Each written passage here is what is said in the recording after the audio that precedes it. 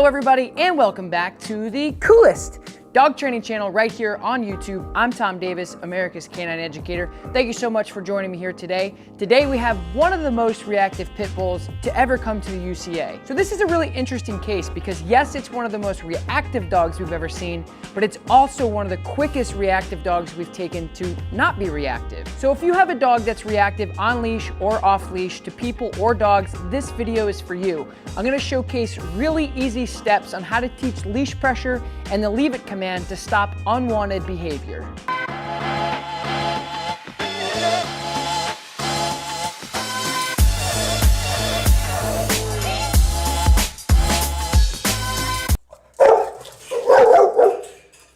Do you just use the flat collar usually, or do you have like anything else?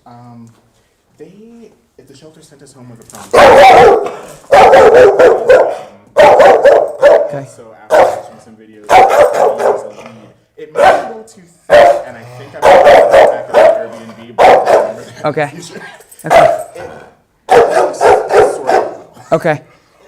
All right, I'm just gonna see if this fits. This is just a slip collar. So you're gonna just wrap that right around, see if that fits. I'll throw this to you. Now, has he always been good with you? You can.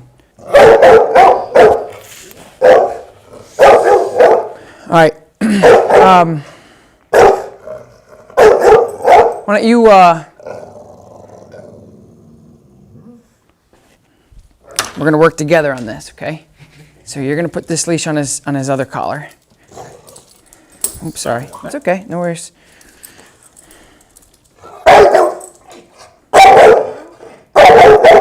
Okay, so give me my leather leash. Come out a little bit. Okay, and now you're just gonna hold on to the end of that leash for me, and I'm gonna control him. You're gonna be my backstop. So if I drop the leash and walk away, he's still attached to you. So I'm just gonna work him, and then you just try to let him out a little bit.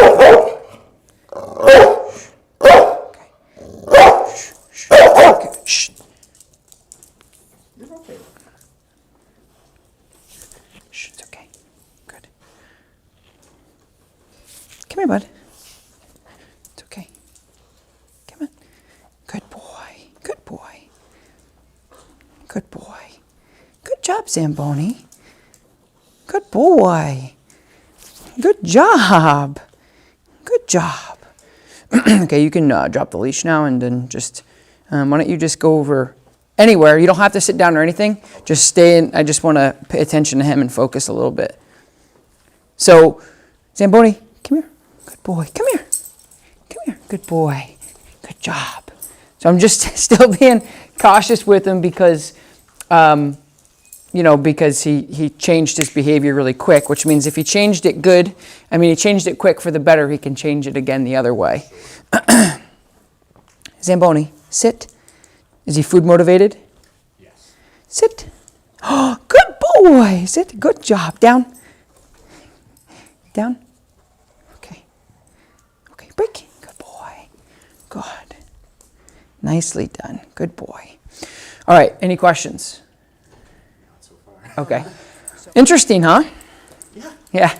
So my thought process is this: I don't. This is primarily what I work with. It's what I deal with. It's what I love the most. Is just what you just saw: reactive dogs to not reactive dogs.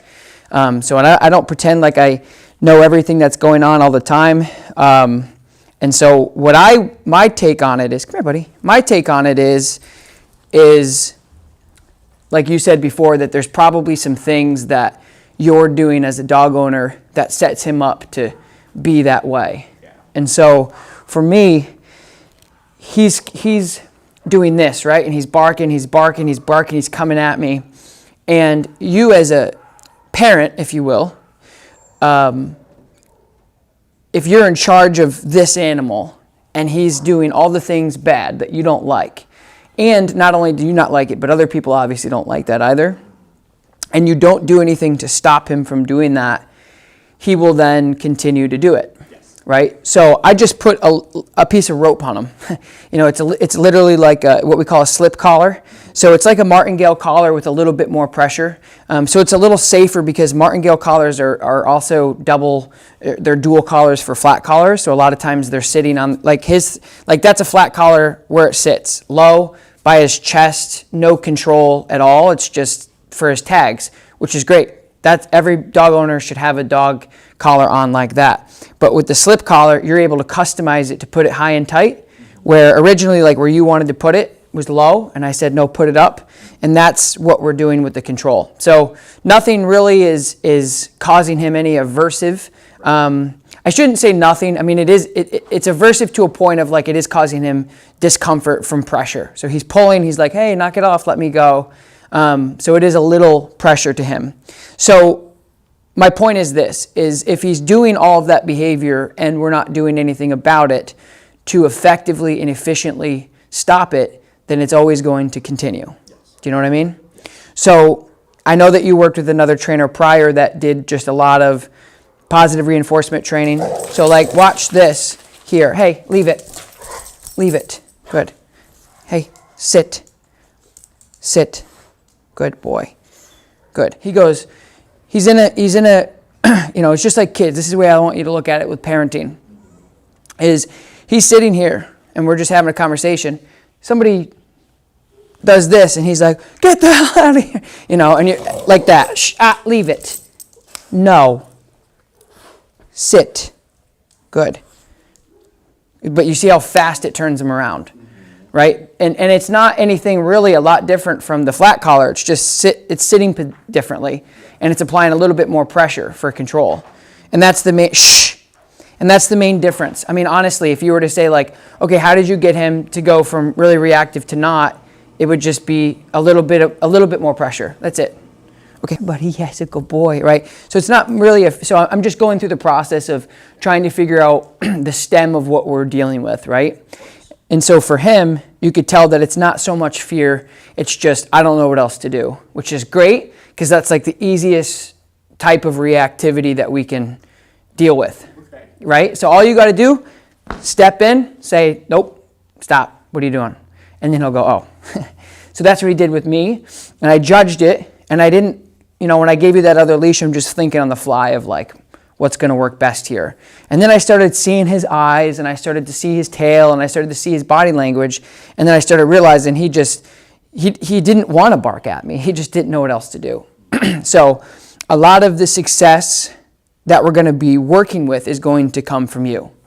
And you're going to be the primary person that's going to be the gatekeeper of whether this is good or bad for him. I mean, it's going to be either successful or not, but it's not going to have anything to do with me or him. It's going to be you. And I'm going to go through that whole process with you. That's why we have a lot of sessions to work on it.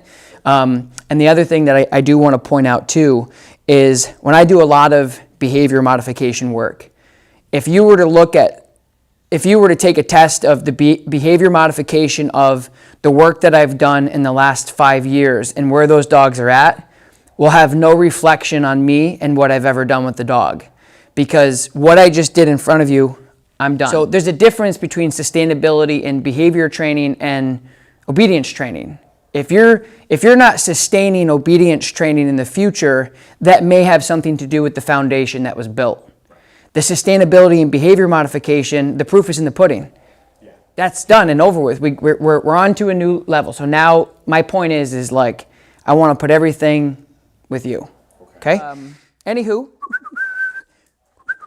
so we're going to do some healing stuff, which means basic leash pressure. So I'm going to keep him on my left side to stay consistent. And very basic, I'm going to come out. Somebody heel. Good boy. Heel.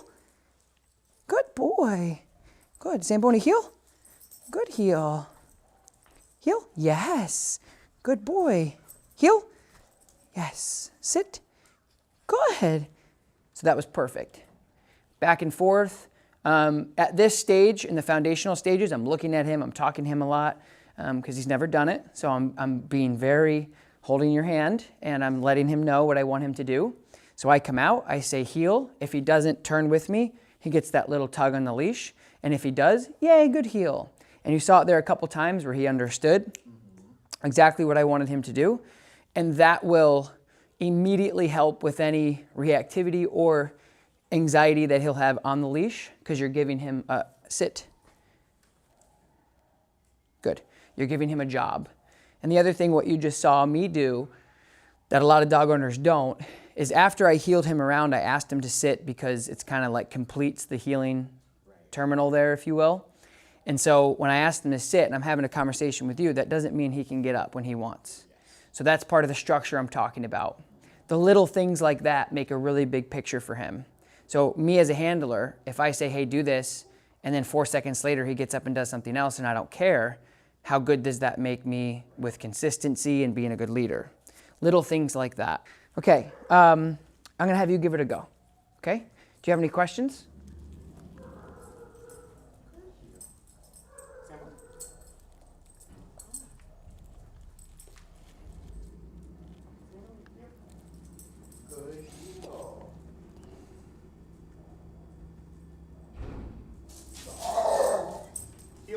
So that's where you give him a little pop on the leash. Okay, so as soon as he starts pulling, I can... Yep. No. Leave it. Leave it. Hey, leave it. Go to touch. Good. Shh. No. Good. Go touch. Good girl. Good job. Good job. Now, do you have food with you? Now what I'm going to do is, so for me, the treats, if I did the treats in the beginning, they would be more of a Band-Aid because I wouldn't know if he's paying attention to me or he's paying attention to the treats. Yes. Where what I just did is I said, okay, you have the ability to ignore the other dog for the first time ever. Great, I'm excited about that. Definitely still reactive, not out of the woods, but definitely better, right? So now what I can do is take my cake and eat it too and have my cherry on top where I'm like, all right, now you're next to another dog where normally you could not do that. Now I'm gonna take out some food to make it a lot better. But I don't wanna bring the food out first because then I don't know for sure if he's accepting her in his space or not. Because do you know what I mean? Yeah. And so the question would then come up in my head if I was listening to what I just said, then why didn't you just use the food in the beginning if it works so well? Is because, again, it doesn't tell me that if I took the food out, I can organically, just between me and him, work out the situation, the reactivity with her. Do you know what I mean? A lot of people make that mistake, and that's why the sustainability of the reactivity doesn't last, because as soon as the food goes, then whatever. So I'm going in like organically to like see what's going on. Good, and then Zach, go ahead and heel Vi again. Good, now what you can do is, so see how he's making the decision not to react, which is great. Do you have a treat? So just put your, do one of these. Good. And then Zach, just get a little closer. Good. And then you can start marking this, good, the focus command or whatever. Good focus. Good job. And then what I like to do is actually take the food, make him see the other dog with, you know, and then, good. And then bring him back down. Good. He's looking at the other dog. He's also looking at the food. Sit. Yes, good. Looking at the dog. Yes, back to me. Wonderful.